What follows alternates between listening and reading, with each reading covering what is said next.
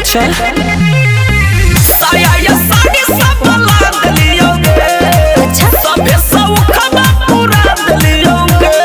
अब कौची चाहिए सुनो न जी, बोलो न जी। नवादा दिखाई दो ये सैया, हमारे गाया घुमाई दो ये सैया।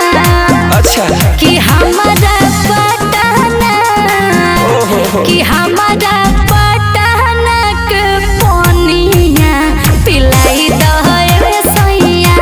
कि हमारा पटना के पानिया पिलाई दो ये सैया। समझ गेल हो? एकदम समझ गलिए।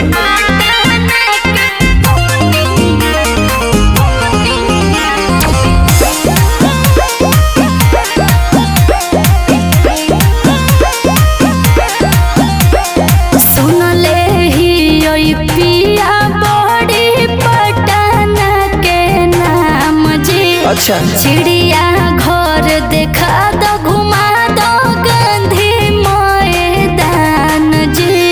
घुमा दे हो न जी। सुनो की के करई नहीं धनी परेशान के, अधरवा के काम करे बतिया ले मान के। मान जोरनिया हाल सुनो, जमुइया दिखाई दो ये सैया, सिर्फ पूरा घुमाई दो ये सैया। कि हमारा पटना, कि हमारा पटना के पानिया पिलाई दो ये सैया। कि हमारा पटना के पानिया पिलाई दो ये सैया।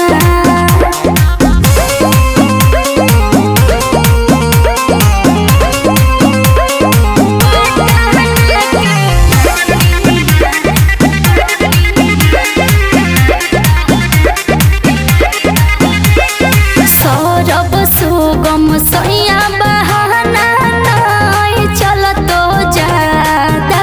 अच्छा शादी से पहले कोइले हॉल हो हमारा से वादा। वादा करके भुला जाओ नहीं हो खुशी का कर हमर ज्यादा माथा नहीं खोगे। अच्छा नहीं सुनमी बतिया हमर ताई हरया अपन जोगे। आओ कहूं के फरमाइश है की गई। रजौली दिखाई दो ये सैया, कुटर में घुमाई दो ये सैया।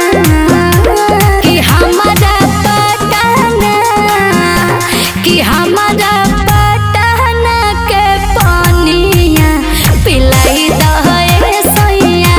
कि हमारा पटना के पानिया पिलाई दो ये सैया। ओके डार्लिंग।